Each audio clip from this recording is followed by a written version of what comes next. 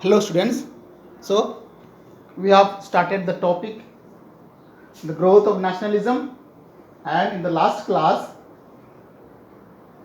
we have seen the role of intellectual, and we have begun the outbreak of the French Revolution. Okay, outbreak of the French Revolution. So today we will start the outbreak of the French Revolution. That is a subtopic, tennis court oath. Okay, tennis court oath. On June 20th, 1789, Louis XVI ordered to shut the door of the National Assembly Hall. Okay, so this third states, they had formed the National Assembly, and they were meeting always in the National Assembly Hall. So on 20th June 1789, Louis XVI ordered to shut the door of the National Assembly Hall. So the representatives, okay, those were the representatives of the third states or of the National Assembly, they met nearby tennis court. Okay, so when the King Louis ordered to close the door of the National Assembly Hall, so these representatives of the National Assembly, they met near the tennis court, and they pledged, okay, they pledged to remain united until a democratic constitution was drafted. Okay, and they pledged in the tennis court that they will remain united until a democratic constitution was drafted. Okay, this pledge is known as the tennis court oath. Okay, and this pledge is known as the tennis court oath, and it was marked and it marked the beginning of the French Revolution. Okay, and from here it marked the French Revolution. Okay, and this ended the absolute monarchy and began the limited monarchy based on a public will. All these incidents made Louis XVI, and he ordered the first and second state to join the National Assembly. Okay, he asked to join the National Assembly. From then onwards, it became the National Constituent Assembly.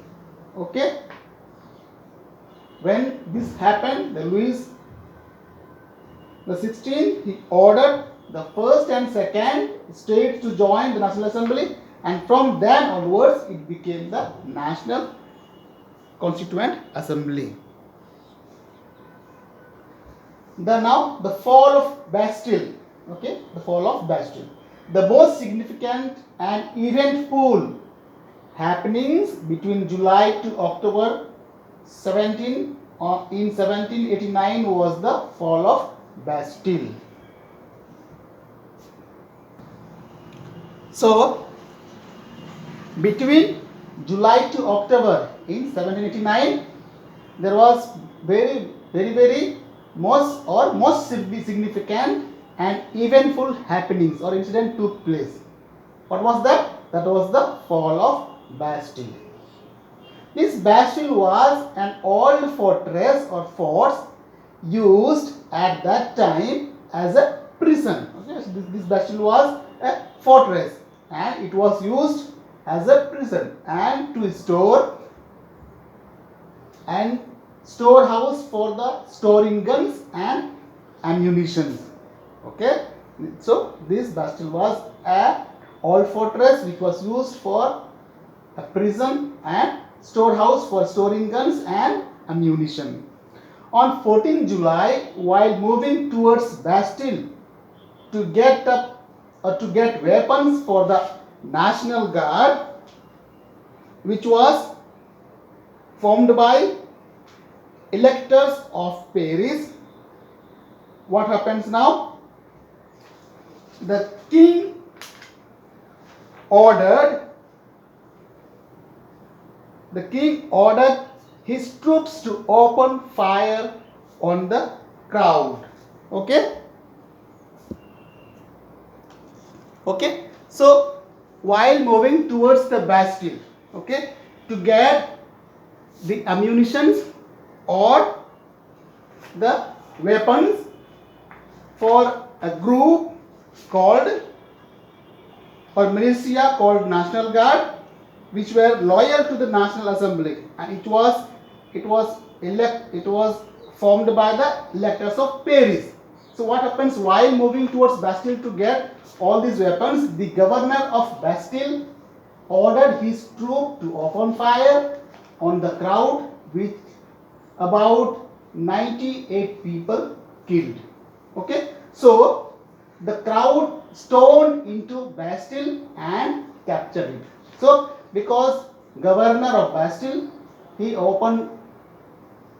asked his troops to open the fire on the crowd, and people were killed, almost about 98 people, and that is why crowd got angry and they stormed the Bastille and captured it. Then the prisoners who were in the Bastilles were released, and they also joined the revolution. The fall of Bastille symbolized the victory of the people. Okay, so the fall of Bastille symbolized the victory of the people and the fall of the monarchy. Okay, therefore, at present, now July 14 is celebrated as a national holiday in France. Why? Because of the fall of the Bastille. Okay, and it symbolized the victory of the people and fall of the monarchy. So this day they remember and they celebrate as, or there is a national holiday in 14th July. Another significant event was related to the scarcity of the bread. Okay, so because of the fight and so many happenings, so scarcity of bread started, and this happened due to the drought and large scale destruction of crops. Okay, because of there was drought in that year and the large scale destruction of crops. So Mary Antoinette, she was the queen of France and the wife of the Louis XVI.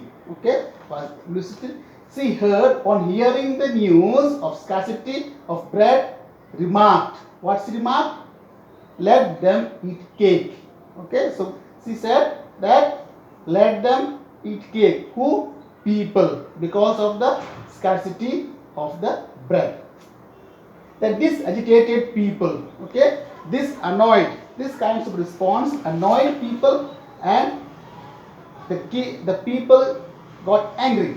And seeing this, the king and his family tried to escape to Germany, but they were forced to go to Paris, where they were kept in the palace as prisoners. So hearing this, people annoyed or got angry, and they were against the king. So hearing this, the king and his family, they tried to escape to Germany, but they were forced to go to Paris, where they were kept as the prisoners in the palace.